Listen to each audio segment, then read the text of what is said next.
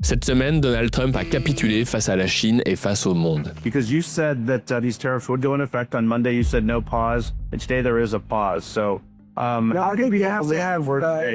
It's not a question of that. You have to have flexibility. I could say, here's a wall, and I'm going to go through that wall. I'm going to go through it no matter what. And keep going, and you can't go through the wall. Sometimes you have to be able to go under the wall, around the wall, or over the wall. These guys know that better than anybody, right? Tout l'enjeu de son mandat, c'est de faire passer les USA du statut d'empire à celui d'une nation puissante, recentrée sur ses intérêts. Le 7 avril 2024, il commet une erreur qui va lui coûter très cher. Il déclare publiquement qu'il ne desserrera pas l'étau qu'il a mis en place sur les droits de douane, malgré la pression internationale grandissante. Il ira même jusqu'à déclarer un peu plus tard dans la semaine, je cite, « Le monde entier me lèche le cul pour passer des accords ». I'm telling you, these countries are calling us up, kissing my ass.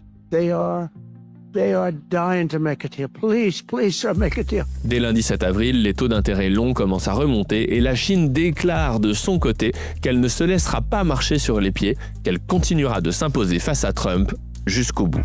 中国从来不吃这一套。任何对话都必须建立在平等、尊重、互惠的基础上。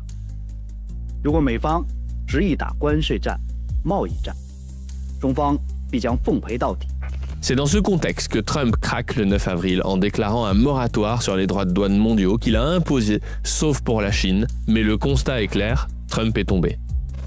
À partir de cet instant, l'histoire est terminée et je vais vous expliquer pourquoi. Comme je l'ai expliqué la semaine dernière dans cette vidéo, Trump sait que l'empire américain hégémonique est mort, car faire rayonner sa puissance coûte plus cher à l'empire que ce que ça lui rapporte. Tout le sujet de l'élection de Trump, c'est d'opérer la transition de l'empire déclinant vers une nation puissante. Le plan est le suivant. Quand vous êtes un empire dont votre monnaie est la monnaie de réserve mondiale, vous pouvez vous permettre de vivre avec un déficit permanent, car le monde vous le finance bien volontiers contre les grâces que l'empire lui accorde. Le monde bénéficiait dans l'Empire américain de deux grandes façons. La première, c'était son système financier très élaboré qui permettait au monde de pouvoir commercer de façon très efficace, car tous les pays du monde acceptaient le dollar en dernier ressort. La première faute de l'Empire américain a été de militariser cet avantage incroyable en extraterritorialisant le droit américain sur les transactions en dollars à l'étranger. Après la crise financière de 2008, qui est un désaveu pour les États-Unis, c'est le grand mouvement de la dédollarisation qui s'enclenche, notamment du côté des BRICS, avec la Chine en tête de pont. La deuxième façon dont le monde bénéficiait de l'Empire américain, c'était son armée. Les USA étaient perçus comme le fameux gendarme du monde. Le problème, c'est que les USA ont perdu toutes les guerres depuis les années 90. Irak, Afghanistan, Libye, Syrie et la dernière en date, la guerre d'Ukraine. Aujourd'hui, ce n'est plus un secret pour personne, la Russie a fait face à l'industrie militaire américaine et européenne et elle a tenu bon au point que personne ne remette sérieusement en cause que les territoires ukrainiens perdus sont perdus pour de bon. Les USA ne peuvent donc plus ni assurer une protection à leurs alliés, ni faire suffisamment peur aux puissances concurrentes. Le problème, c'est que sans ces attributs d'empire, la puissance militaire des USA ainsi que la performance de son système financier, ce sont les déficits budgétaires et commerciaux qui menacent directement le cœur de la puissance des États-Unis, j'ai nommé la valeur du dollar. Il devient donc crucial pour les USA de supprimer ces déficits afin de protéger l'épargne monétaire du pays. Fort de ce constat, Trump arrive au pouvoir avec une bonne compréhension de cette situation et il décide de faire trois choses. Premièrement, les USA vont réduire leur déficit budgétaire interne, notamment grâce au Doge piloté par Elon Musk. Deuxièmement, les USA vont se désengager de la guerre en Ukraine car elle est perdue et en conséquence de quoi, il faut arrêter de gaspiller de l'argent pour rien. Troisièmement, il va mettre toute une série de droits de douane en place pour redresser les balances commerciales avec tous les pays du monde car laisser autant de fuites de capitaux, c'est la mort assurée du dollar à terme. Tout cela doit également être exécuté en bonne partie dans les 100 premiers jours de sa présidence, car il sait que si l'impulsion n'est pas donnée très rapidement dans le bon sens, son action va s'enliser car il perdra la légitimité très forte qu'il a eue lors de l'élection présidentielle et qu'il sera rapidement pris par les prochaines échéances électorales, les élections de mi-mandat. C'est pour cela qu'il y va fort et rapidement. Sur le Doge, Elon Musk, en bon soldat, s'engage corps et âme dans la bataille malgré les nombreuses résistances.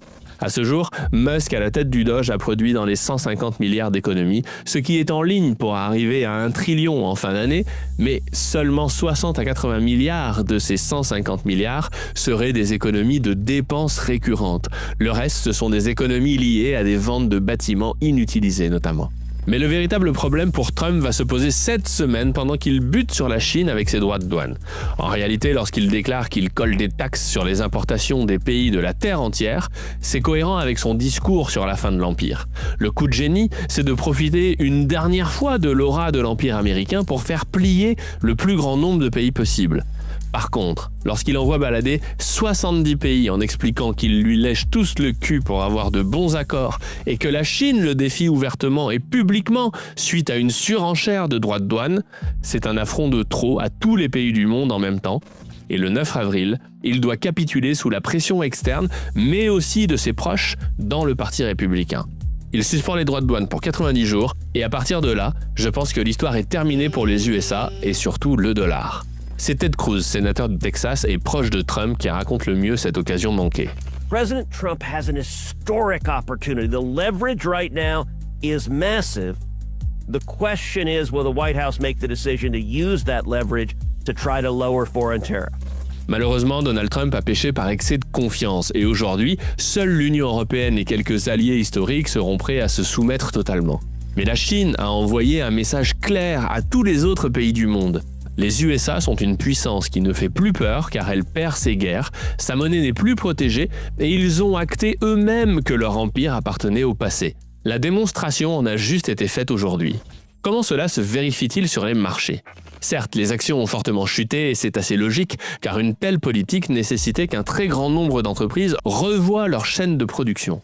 Le discours de Trump était le suivant. Les actions, ça baisse, ça monte, peu importe, car ce qui est sensible pour la population à court terme, ce sont les taux d'intérêt. Car ce sont les taux d'intérêt qui donnent le prix des intérêts sur vos cartes bancaires, et ce sont aussi les taux d'intérêt de long terme qui se répercutent sur les coûts de l'immobilier pour de nombreux ménages. Or, si les obligations américaines ont joué leur rôle de valeur refuge au début de la crise jusqu'au 7 avril, ils sont repartis en flèche lorsque Trump n'a pas saisi cette opportunité pour entamer les négociations et s'est entêté car il en voulait plus. Tout ce qu'il a demandé au monde après le 7 avril a été perçu par le monde comme bien trop exigeant en considération de la puissance des États-Unis. Comprenez que Trump ne peut pas à la fois dire « l'empire américain c'est terminé, nous nous recentrons sur la nation américaine » et en même temps se comporter comme un hégémon qui dicte encore sa volonté à la terre entière. Ce fut la surenchère de trop. C'est ce que nous raconte cette remontée des taux d'intérêt sur l'obligation à 30 ans des USA. Le monde s'est détourné du dollar en vendant sa dette car il ne reconnaît plus l'Amérique comme suffisamment puissant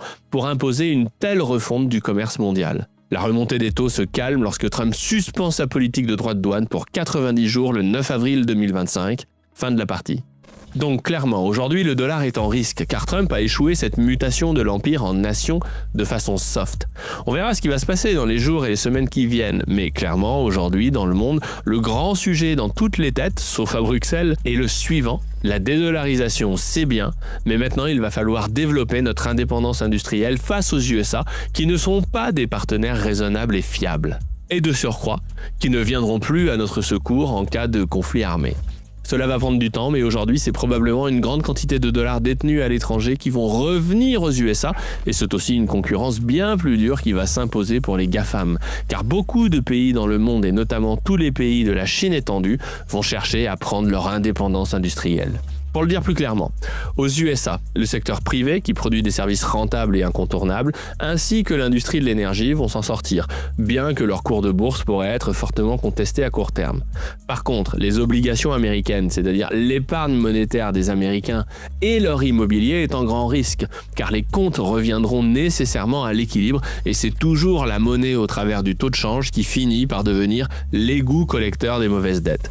Concernant la bourse américaine, les GAFAM, qui représentent aujourd'hui environ 30% de la cote, risquent fort de voir leurs multiples extraordinaires dont ils bénéficiaient jusqu'à maintenant revus à la baisse. Si vous êtes aussi optimiste que l'équipe de la solution 10x10, vous voyez dans les dernières chutes des marchés américaines de bons points d'entrée sur des actifs de qualité. Et pour les plus frileux, la solution 10x10 propose la protection du portefeuille de Brown et surtout des solutions de bailleurs de fonds 2.0 à 10% de rendement loin des turpitudes américaines. Pour en savoir plus, inscrivez-vous dès maintenant à notre formation gratuite par mail 10% qui vous offre chaque jour pendant 7 jours une astuce concrète pour atteindre 10% de rendement et plus. Les liens sont dans la description. Maintenant, regardons le verre à moitié plein. Les USA allaient de toute façon dans le mur à cause de leurs déficits qui deviennent paraboliques depuis quelques années et de leur perte de puissance militaire. Trump a accéléré le mouvement et au final, c'est une bonne chose. Oui, il aurait pu obtenir un deal bien meilleur pour les Américains en étant moins gourmand et moins orgueilleux. Mais ce qui est sûr, c'est que plus le réajustement monétaire aura lieu sur le dollar, plus le rebond des USA pourra se réaliser. L'heure des comptes est venue et il vaut mieux la fin dans l'horreur qu'une horreur sans fin. Vous l'aurez compris, personnellement, je vais avoir beaucoup moins de dollars dans mon portefeuille. Du côté du verre à moitié plein, la chute de Trump est aussi une occasion pour les autres pays du monde de prendre leur indépendance et en l'occurrence de devenir plus souverains. Alors je sais bien qu'en France, Emmanuel Macron ne comprend rien de tout cela, car il fait partie de cette génération de politiques issus des Young Global Leaders qui ont été formés à la main et à la pensée américaine, tout comme Ursula von der Leyen à la tête de la Commission européenne. Mais sans le soutien US, toute cette classe politique a vocation à sauter au fur et à mesure, car leur corpus idéologique et leur soutien ont sauté. Ils seront donc confrontés aux échecs de leur politique, car l'empereur américain n'est plus derrière eux. Et ça, pour nous, c'est une bonne nouvelle. D'ailleurs, ce mouvement a déjà commencé suite à l'élection de Trump, qui a commencé à faire sauter tout un tas de budgets américains, du style USAID, qui venait financer de l'influence à l'étranger, pour le dire poliment. La fin de l'Empire US, c'est la fin des révolutions colorées. C'est la fin d'une certaine classe médiatique qui répète en boucle des messages prêts à penser. C'est la fin d'institutions internationales qui ne sont que des chambres d'écho de la pensée américaine. Nous entrons donc dans un nouveau monde. Alors oui, le monde va être plus incertain, il sera moins efficient. L'or a sûrement un bel avenir devant lui et je ne parle pas de Bitcoin, donc les défis sont nombreux, mais en attendant, le mercredi 9 avril, le monde a avancé. Et en ce qui concerne la France, si nous voulons éviter de tomber dans ce gouffre budgétaire qui nous pend au nez comme un sifflet de deux ronds, je vous propose d'aller voir l'interview que j'ai fait avec David Lisnard, puisqu'on évoque tout un tas de solutions et de possibilités sur comment redresser la France.